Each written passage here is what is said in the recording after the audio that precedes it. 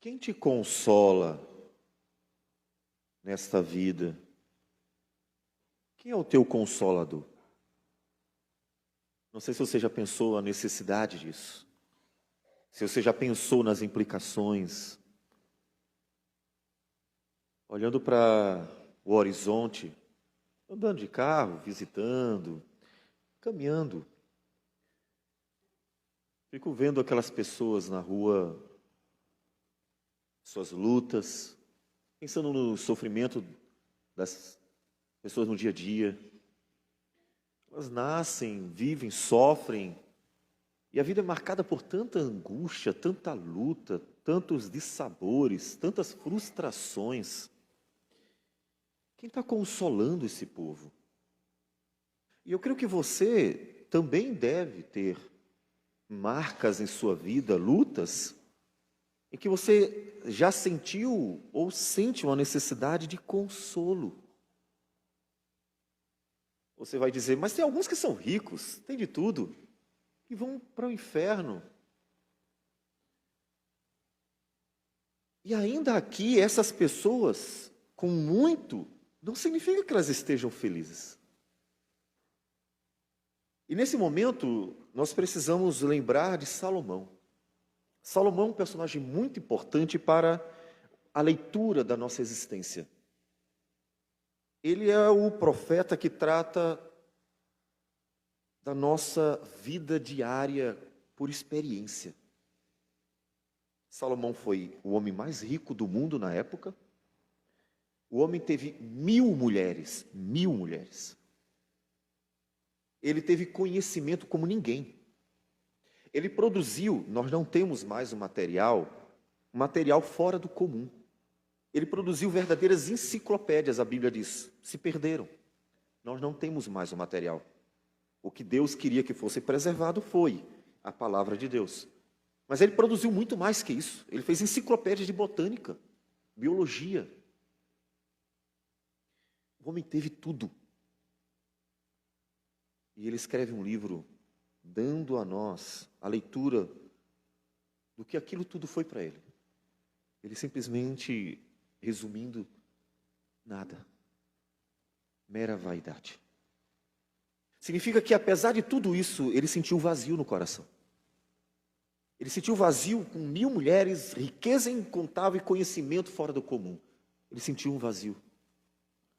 Ele precisava de algo que não era nada disso. E ele conta para a gente. É muito importante porque foi um homem que experimentou coisas que você gostaria de ter, que provavelmente pessoas já pensaram e desejaram, mataram e lutaram por essas coisas, pensando que elas resolveriam o problema do coração. Ele teve.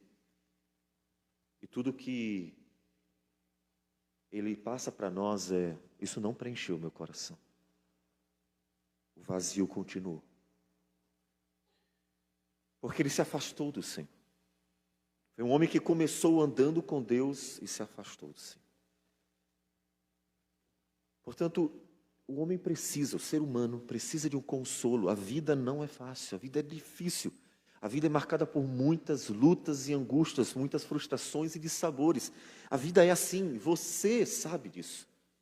Passando por problemas financeiros, problemas de saúde, problemas conjugais, problemas com os filhos, problemas no trabalho, problemas com a vizinhança, problemas os mais variados.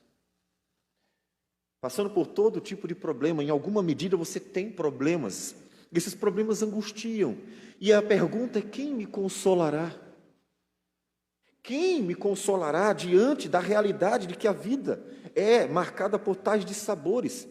E a ilusão de que se eu fosse mais rico seria feliz. E a ilusão de que se eu tivesse A ou B seria feliz. Os bens não nos fazem felizes. Precisamos de consolo.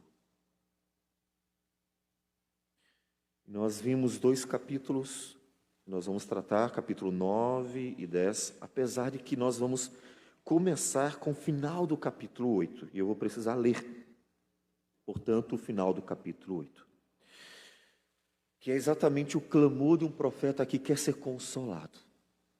Ele precisa de consolo, por causa da angústia de viver aqueles dias difíceis de um povo, de uma nação distante do Senhor.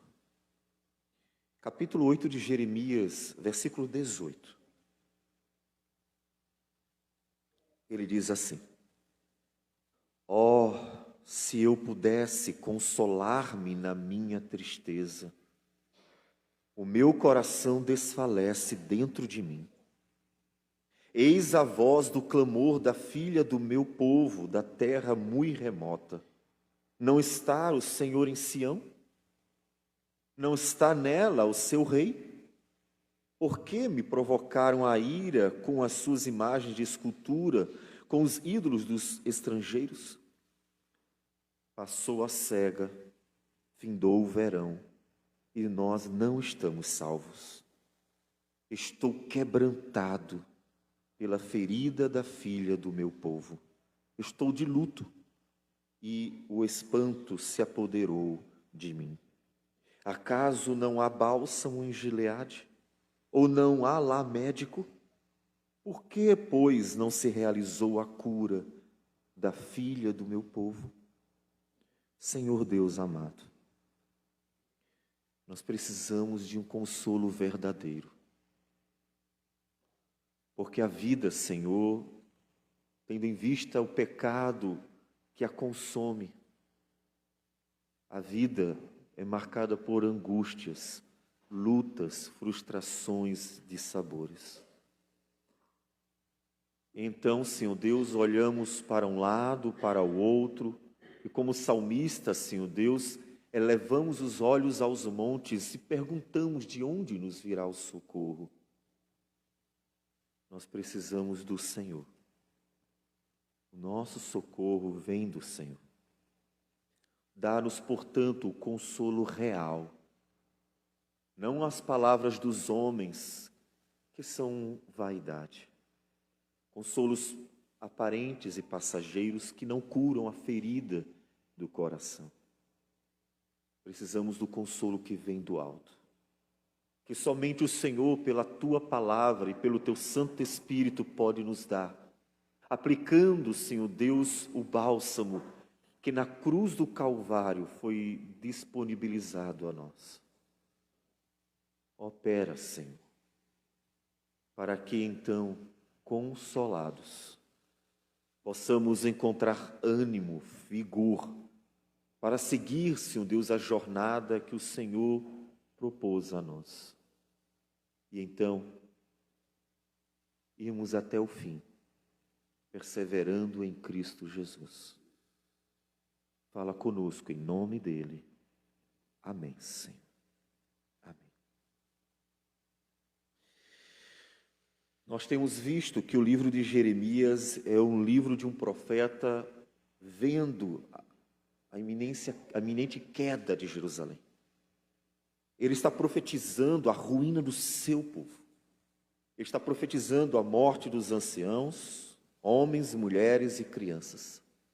Ele está profetizando a destruição de tudo o que ele conhecia e que, portanto, deveria até amar. Ele está profetizando a ruína de sua família, porque dentre eles estavam seus familiares. Porque o povo se perdeu de tal modo que já não havia homens para se colocarem nas brechas da nação. Portanto, o profeta, de vez em quando, exclama, mostrando a angústia de ter que profetizar tamanha desgraça para o seu próprio povo. Ele está angustiado. Em Gálatas capítulo 4, versículo 18 a 20, o apóstolo Paulo, que está falando para uma igreja que está se desviando da verdade, porque os judaizantes estavam influenciando a igreja a deixar a suficiência da graça divina que opera por Cristo Jesus, salvando de forma eficaz o pecador, por uma proposta de viverem pela lei, como se ela pudesse e precisassem eles de sua justiça para se justificar diante do Senhor. Eles estavam se desviando da salvação. Eles estavam querendo confiar nas obras. E os judaizantes estavam contaminando a igreja. Paulo exclama algo semelhante. Ele diz que se sente como que dando à luz novamente. Ou seja, ele se sente com dores de parto, porque aqueles que já haviam nascido, parece que estavam regredindo, estavam voltando. E ele sente todas as dores novamente. A luta de ter que convencê-los pela palavra de que o caminho, a verdade e a vida é Cristo Jesus. A angústia de homens que viam o seu povo se afastar do seu Deus. Profunda angústia. Qual o consolo? Como consolar em tal situação? É interessante, vocês já leram, nós lemos juntos, capítulo 9 e 10, que a palavra profética, diante do clamor do profeta, da exclamação, diante da angústia dele, não muda. A palavra continua sendo um anúncio da miséria do povo, e capítulo 9, ele vai nos contando. E vai dizendo o que Deus vai fazer. Versículo 7. Portanto, assim diz o Senhor dos Exércitos: eis que eu os acrisolarei e os provarei, porque de que outra maneira procederia eu com a filha do meu povo? A palavra não mudou diante do clamor do profeta. O profeta não tem como mudar a realidade do povo. Isso é importante para nós. Ele é um homem, ele é um pecador. O que Israel precisava era de algo muito maior. Ele precisava de alguém que pudesse curar de fato, porque não havia em Gileade bálsamo para eles. Não havia nada que pudesse curar a ferida, que era muito profunda, porque o pecado estava arraigado ao coração do pecador, como está em todo homem. Ele precisava de algo maior. Por isso, Cristo Jesus. Ele precisava de algo que viria muito depois. O clamor do profeta não resolve o problema. O clamor do profeta não livra sua alma, porque aquele que podia salvar, consolá-lo, estava ainda por vir. E ele então conta, é inevitável. Mas por que é inevitável? É inevitável porque o povo estava tão longe do Senhor que não podia continuar daquele jeito. O clamor é: não está o Senhor em Sião, não está nela o seu rei, diz o povo. Só que estavam tão longe do Senhor que aquele templo não significava mais nada. Portanto, a única esperança de toda a humanidade parece que estava se perdendo. Toda a esperança do cosmo estava exatamente em Sião. Mas por que em Sião? Porque Sião foi escolhido por Deus, que é Jerusalém, Sião, Jerusalém, para ser o lugar da salvação. Foi ali em Sião, muitos anos depois, que Deus entregou o seu filho para ser morto, para ser sacrificado como um cordeiro que tira o pecado, para ser entregue em nosso lugar e sofrer a ira do Deus Todo-Poderoso, para aplacá-la, a fim de não nos alcançar. E o templo já não representava mais nada. Reis se perderam. Os sacerdotes estavam se vendendo. E os profetas também. Capítulo 8, ele nos fala da ganância do povo. Versículo de número 10, ele diz: cada um se dará a ganância, e tanto o profeta como o sacerdote usam de falsidade. Sião está perdido. E se Sião está perdido, o cosmos está perdido. Se Sião se desviou, de onde virá a salvação? Portanto, o clamor do profeta é muito, muito mais profundo do que a aparência. A sua necessidade de consolo diz respeito à aparente possibilidade da frustração do plano de salvação.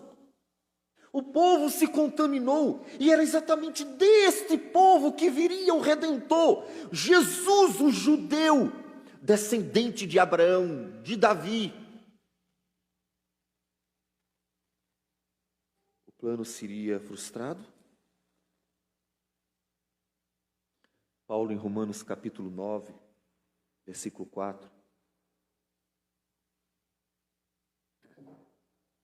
diz: são israelitas, pertence-lhes a adoção e também a glória, as alianças, a legislação, o culto e as promessas. Deles são os patriarcas e também deles descende o Cristo, segundo a carne, o qual é sobre todos, Deus bendito para todo sempre. Amém. Caso Sião se perdesse totalmente, de onde viria o Salvador?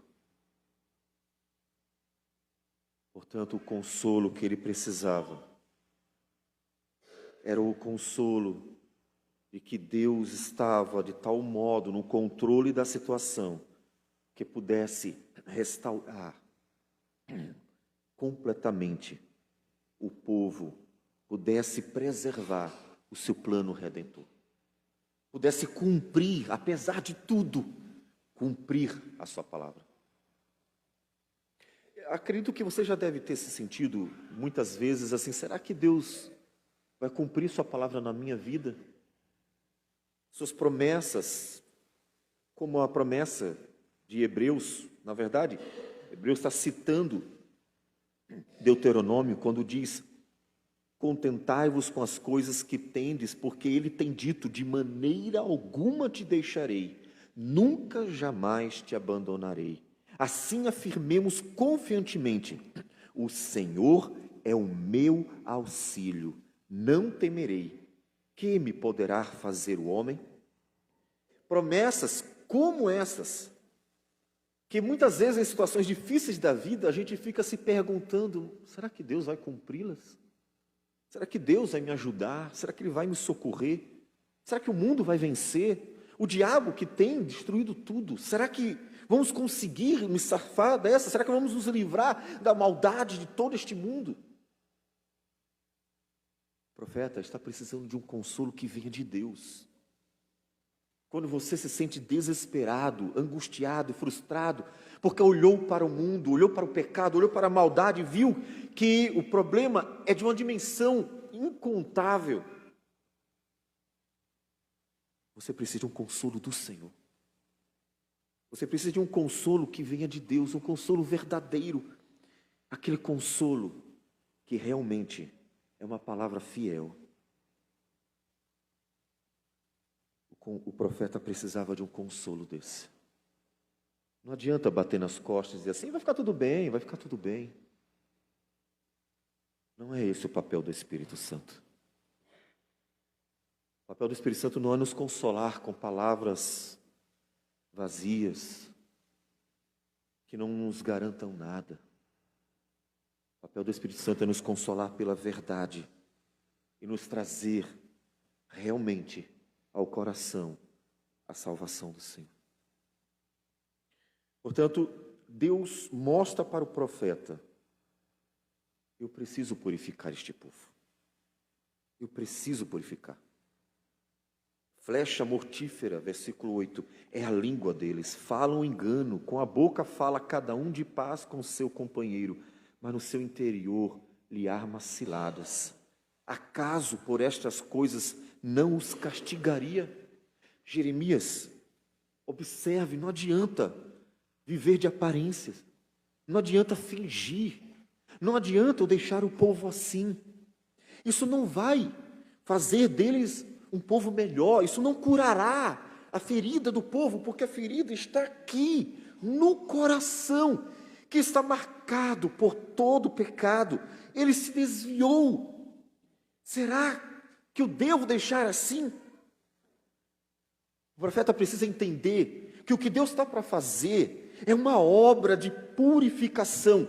Deus está santificando, limpando, purificando o povo, porque a salvação, ela virá de Sião. Mas não dava para ser daquele jeito.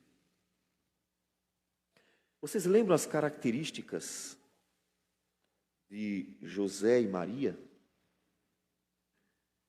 Quando o Senhor decide que é a hora de nascer o seu filho, ele escolhe dentre a família de Davi um homem e uma mulher. O texto diz que José, em Mateus 1,19, era um homem justo. E Lucas, que detalha melhor a aparição do anjo para Maria, também a descreve como uma mulher temente a Deus. Os dois, que eram da casa de Davi, realmente andavam na presença do Senhor. Uma família que cuidaria do Filho de Deus, 100% homem. Precisaria ser educado na palavra de Deus, precisaria ter o testemunho dos pais, ainda que eles fossem pecadores, precisava que cumprissem cabalmente todas as exigências da lei, a circuncisão e todos os demais sacrifícios, ofertas, ritos da lei judaica, para que Jesus tivesse nele o cumprimento pleno da palavra. Um homem sem pecado e que tudo se cumpria nele perfeitamente. Portanto, para que ele tirasse os nossos pecados, tudo na vida dele tinha que ser bem direitinho. Tudo tinha que ser ideal. Tudo tinha que ser. Mas me digam, como esta Sião, como este povo, esta Jerusalém, podia oferecer para o Filho de Deus uma família que conduzisse na palavra do Senhor, para que ele crescesse, glorificando a Deus como 100% homem, sendo ensinado na verdade. Como? Portanto, Deus conscientiza Jeremias: não fique assim. O que eu estou fazendo é limpando, purificando o meu povo. A obra de Deus é uma obra fiel, é uma obra verdadeira. E Deus iria realizar esta obra. Não era a força do povo, não era a inteligência do povo, não era nada disso que Deus precisava. O que Deus queria no povo era exatamente que esse povo andasse humildemente com o seu Deus. E nós vimos, inclusive, algumas vezes, já citamos, quando Deus diz isso pelo profeta Miqueias, no capítulo 6, versículo 8. Ele te declarou, ó homem, o que é bom e que é que o Senhor pede de ti, que pratiques a justiça e ames a misericórdia e andes humildemente com teu Deus. Ele quer este povo, é este povo. Então Jeremias precisaria confiar que Deus sabia o que estava fazendo. Que por mais triste, terrível que fosse, ver a sua nação em ruína, o que Deus estava fazendo era limpar, purificar, como ele diz aqui, eu acrisolarei, os provarei. Limpar, para que realmente pudesse haver uma Sião agradável ao Senhor, que tivesse condições de oferecer uma família que cuidaria do filho dele, porque afinal das contas, pergunto para você, você entregaria seu filho para qualquer um? Não. Também Deus não.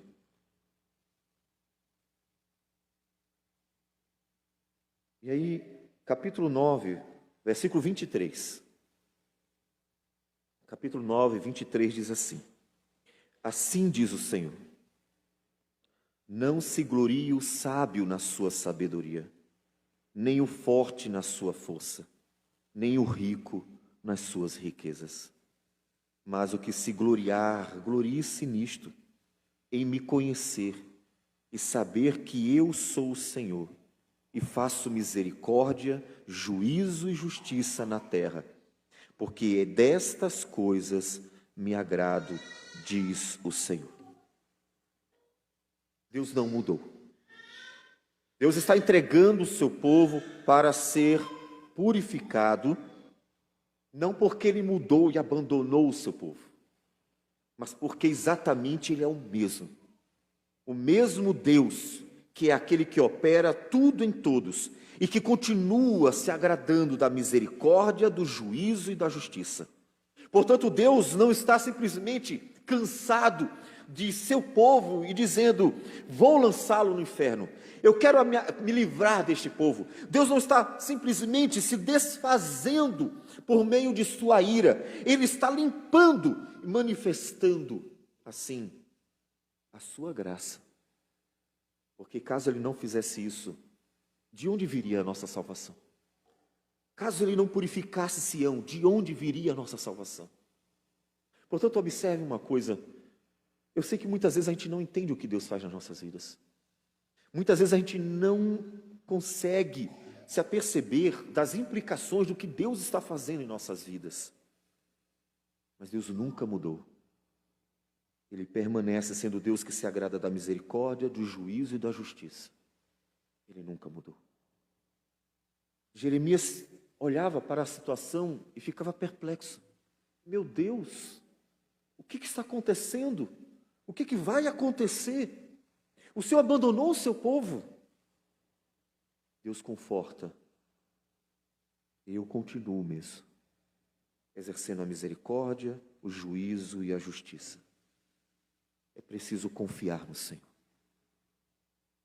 Essa é uma mensagem fundamental para Jeremias, um consolo fundamental. É preciso confiar no Senhor.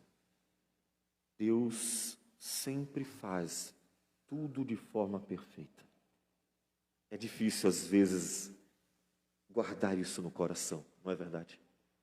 É difícil quando as coisas não estão boas. Quando tudo está bem, qualquer um daria testemunho aqui. Ah, Deus me deu vitória, Deus me curou, Deus proveu financeiramente tudo que eu precisava, Deus me abençoou com isso, aquilo outro. Tudo isso vem de Deus. Tudo isso é fácil de testemunhar. Qualquer um de nós, com certeza, tem testemunhos para dar das coisas maravilhosas que Deus fez, mostrando que Ele é um Deus gracioso, Ele é um Deus bondoso. Isso é real. E nós contamos isso com prazer, e deve ser assim, não deve ser diferente. Só que nem sempre a nossa vida percorre pastos verdejantes. Nem sempre somos conduzidos por águas de descanso. Muitas vezes, como diz Davi no Salmo 23, versículo 4, somos conduzidos pelo vale da sombra da morte. E Jeremias estava no profundo vale da sombra da morte. E é naquele momento que nós não entendemos nada. Por que eu estou nesse vale? O que Deus quer fazer em mim? O que Deus quer operar? O que Ele quer me ensinar? E a palavra do Senhor é sempre a mesma. Filho meu, confia em mim. É o lugar mais difícil de confiar. Qualquer um de nós declararia confiança em Deus nos pastos verdejantes. Mas quantos de nós diria: ó Deus, faz a tua vontade? Quando está andando pelo vale da sombra da morte, cercado de lobos vorazes e vendo a angústia de um lugar tenebroso se passar em seu coração. Deus nunca mudou, nunca. Não precisamos ser fortes, precisamos confiar. Não precisamos ser ricos, precisamos confiar. Não precisamos conhecer tudo, precisamos confiar. A nossa glória está no Senhor. Paulo repete esse versículo em 1 Coríntios, capítulo 1, versículos 26 a 31, ele fala para uma igreja que estava se iludindo, que a sua glória que tudo que ela precisava era ser grande. Ela era uma igreja que buscava muita glória aparente, financeiramente, conhecimento, dons. É uma igreja muito preocupada com a aparência. E Paulo diz assim para os irmãos, 1 Coríntios 1, 26, irmãos, reparai, pois, na vossa vocação, visto que não foram chamados muitos sábios segundo a carne, ou seja, eruditos, nem muitos poderosos, ou seja, homens do governo, homens que tinham envolvimento político, que eram pessoas conhecidas, pessoas que tinham um poder normalmente relacionado às finanças, nem muitos de nobre nascimento, ou seja, ricos. Pelo contrário, Deus escolheu as coisas loucas do mundo para envergonhar os sábios, e escolheu as coisas fracas do mundo para envergonhar as fortes. E Deus escolheu as coisas humildes do mundo e as desprezadas, e aquelas que não são, para reduzir a nada as que são. Ele não tinha escolhido homens eruditos, mas homens que ele chama de loucos. Ele não tinha escolhido homens poderosos, mas ele diz que escolheu homens fracos. Ele não escolheu homens ricos, mas ele diz que escolheu homens humildes. Por quê? Ou para quê? Versículo 29. A fim de que ninguém se vanglorie na presença de Deus. Mas vós sois dele, em Cristo Jesus, o qual se tornou da parte de Deus sabedoria e justiça e santificação e redenção, para que, como está escrito, e aí vem a citação de Jeremias, aquele que se gloria, glorie-se no Senhor. Não era a aparência de Sião, a formosura do prédio, a beleza da cidade, a riqueza dos nobres, que daria a Sião glória, a glória do povo de Deus. Olha nossos prédios, nossas ruas, olha o nosso povo, nossa fartura. Não era disso que Sião precisava. Sião precisava do Senhor. Sião precisava andar com Deus. Sião precisava da misericórdia, do juízo e da justiça que vem do Senhor. Porque a salvação que viria de Sião não estava no ouro da cidade, não estava no poder dos grandes, não estava na erudição dos sábios aos seus olhos. Estava em Cristo Jesus, o nosso Salvador. Portanto, Jeremias precisava entender que Deus estava fazendo uma obra perfeita, que Deus estava realizando uma obra não na aparência, não nos prédios, mas no coração. O povo que vai passar pela provação, que vai ser disciplinado, que vai passar pela purificação, sai daquele momento tão difícil com outra forma. Se nós compararmos os textos do Antigo Testamento e os Evangelhos, nós veremos uma diferença tão grande, um contraste tão grande, que poderíamos até chegar a dizer assim, não é o mesmo povo. O povo dos dias de Jeremias é um povo profundamente idólatra e fácil de ser conduzido por qualquer um. Vinha um povo estrangeiro, apresentava os seus deuses, eles adoravam os seus deuses. Outro povo estrangeiro apresentavam suas ideias, suas ideologias, eles seguiam adiante. E assim, tudo que passava por Jerusalém, por Judá em geral, tudo que era apresentado ao povo de Israel era consumido. Um povo influenciável. E então foram se perdendo por serem tão influenciáveis. Você é influenciável? Há várias estatísticas que diz que jovens, quando vão para a universidade, não só no Brasil, mas fora do Brasil, sendo eles cristãos, estando dentro pelo menos das igrejas, eles se desviam. E a porcentagem é muito grande. Se não me falha a memória, a estatística, quando eu li, na época, era de 60% aproximadamente. É uma porcentagem muito alta. Por quê? Não sabiam em que criam? Não conheciam? Por que são tão facilmente influenciados por qualquer doutorzinho que acha que sabe de tudo, só porque seguiu um rumo em seu estudo acadêmico? Por quê? Por que não conseguem refletir, pensar, perceber as ameaças, as armadilhas, a tolice de muitas das vertentes ideológicas que são apresentadas nas universidades com cara de academia, quando na verdade são nada mais do que religiões travestidas? Um povo influenciável, já sempre sendo conduzido para lá e para cá. Não pode ser assim. É diferente que dos dias de Jesus.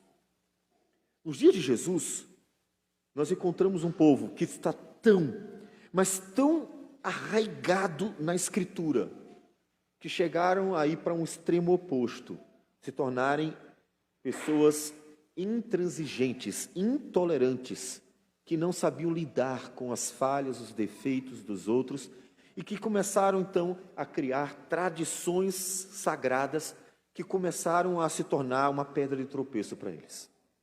É um povo que não deixa o seu Deus por nada. De fato, os fariseus, e Paulo diz isso em Gálatas, porque ele foi fariseu, ele mesmo, ele diz em Gálatas, capítulo 1, se referindo à sua história, ele diz o seguinte, versículo 13, porque ouvistes qual foi o meu proceder outrora no judaísmo, como sobremaneira perseguia eu a igreja de Deus e a devastava.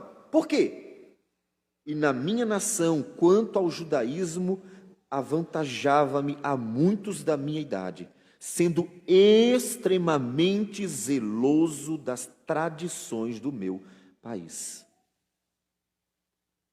Ele fala aos romanos, eles fazem na ignorância, eles são zelosos de Deus, mas não têm sabedoria, não têm entendimento.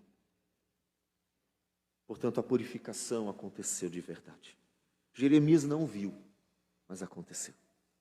Deus limpou essa vulnerabilidade do povo, essa idolatria, esse coração inclinado a tudo que é oferecido de errado, de mal ao povo.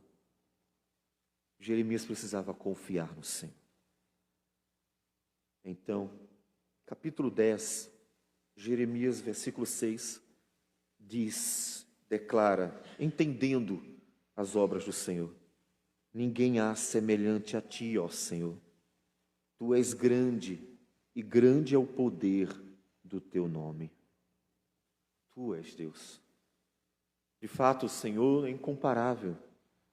Não se compara com nenhum ídolo. Tu és o Senhor. E a grandeza de Deus deve nos convidar a confiar nele. Você já pensou nisso? Hoje eu gostaria de mudar a minha vida em muito, mas eu não tenho poder. Hoje você gostaria de resolver seus problemas em muito, mas você não tem o poder.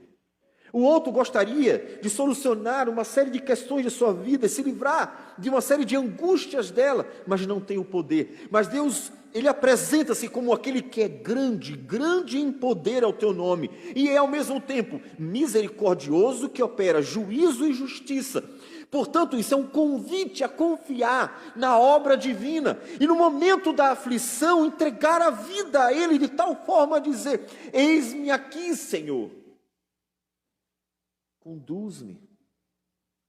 Quantas vezes você já tentou resolver problemas e ficou pior do que estava? O negócio já estava ruim. E você inventou de tentar resolver do seu jeito. E ficou pior do que já estava. Isso deve acontecer com muita frequência, não é verdade? Entre os homens. E nós aprendemos com o Senhor que a melhor coisa a se fazer é sempre entregar nas mãos dEle. Porque Ele sempre sabe o que faz. Você faz planos, eu acho que se eu fizer assim vai dar certo, eu acho que se eu fizer assado vai dar certo. E aí se mete um problema mais pior, financeiramente pior do que já estava, Às vezes a saúde, se medicando, fica pior do que já estava. Às vezes problemas outros no trabalho, em casa, seja onde for, fica pior do que já estava, porque você planejou, você imaginou que a solução poderia ser aquela, e então tentou resolver o problema do seu jeito. Jeremias precisava confiar. Precisava confiar. Como nós lemos domingo passado, Salmo 37, versículo 3, diz, Salmo de Davi: confia no Senhor e faze o bem. Habita na terra e alimenta-te da verdade. Agrada-te do Senhor e Ele satisfará os desejos do teu coração. Entrega o teu caminho ao Senhor. Confia nele e o mais Ele fará. Jeremias precisava lembrar estas palavras, porque ele estava passando por um profundo vale da sombra da morte. Mas precisava confiar que a salvação viria de Sião, que a impureza do povo, que a miséria da nação não iria impedir que Deus providenciasse a salvação que Ele havia anunciado desde os primórdios. Ele cumpriria a sua palavra e nada nem ninguém poderia impedir o agir de Deus. Deus limparia seu povo para que a salvação viesse de Sião e então o universo se alegrasse na redenção divina, na redenção eterna. Jeremias entendeu. E o final do capítulo 10, ele diz assim: o consolo foi dado. Consolo foi dado. Um consolo real. Uma palavra divina. Uma promessa de Deus. A certeza de quem é Deus. Misericordioso, justo, fiel. O Deus Todo-Poderoso. Que realmente está atento e continua cumprindo a sua palavra. Diante de quem Deus é e de suas obras graciosas e poderosas. Jeremias entendeu. Precisava se entregar. Versículo 23 de Jeremias 10. Eu sei, ó Senhor, que não cabe ao homem determinar o seu caminho, nem ao que caminha o dirigir os seus passos. As nossas vidas estão nas tuas mãos, Senhor. É o Senhor quem define. A tua palavra é que nos ensina por onde devemos andar. E é o Senhor que vai conduzindo os nossos passos. Portanto, Senhor, Tu és o Deus de tudo. O Senhor é aquele que é o Deus da criação. Tudo está nas Tuas mãos e tudo pertence a Ti. Eu sei, Senhor, não está em nós o poder, não está em nós a capacidade, não está em nós a salvação, não está em nós a verdade, está em Ti. E é o Senhor quem dirige, é o Senhor quem conduz, e é o Senhor que é o Deus da história. Tudo é Teu, Senhor, eu sei. O que eu posso mudar? E então ele diz, no versículo 24, castiga-me, ó Senhor, mas em justa medida, não na Tua ira, para que não me reduzas a nada. Então faz, Senhor, a Tua vontade. O que Deus estava fazendo era exatamente castigando Sião para purificar. Jeremias, então, em vez de clamar a Deus, não, Senhor, não faz isso, não castiga, e se colocar como um intercessor, tentando impedir que Deus faça alguma coisa a Sião, ele finalmente entende, é necessário, porque a salvação do Senhor seria operada com santidade, fidelidade e justiça, não dava para ser operada daquele jeito. Jeremias, aquieta o coração. Então, Senhor, faz esta obra. É difícil, mas faz esta obra. Mas faz, Senhor Deus, com Tua justiça. Não se ire contra o Teu povo, porque na Tua ira ninguém resistiria. Ninguém. Isso nos mostra que Jeremias conhecia o poder da ira de Deus. Quão terrível será o inferno. Isso deve alertar você para a necessidade da conversão. Quão terrível deve ser o inferno. O inferno não é o lugar de apenas justa medida. O inferno, ainda que ninguém vai ser condenado pelo que não fez, Mas o inferno não era o lugar onde Deus está disciplinando um povo. O inferno é o lugar onde Deus está despejando a ira dele por todos os pecados, por todo o desprezo, por toda a idolatria. É o lugar do derramar da ira divina. Então imagine quão terrível não deve ser o inferno. Mas aqui Deus não estava destruindo o seu povo. Deus estava purificando. Ó Deus, que o Senhor tenha misericórdia e aplique a tua obra com misericórdia, portanto, na justa medida. Sabes o que suportamos, sabes o que aguentamos, sabes, Senhor Deus, o que já foi feito. O Senhor possa operar assim, não na tua ira.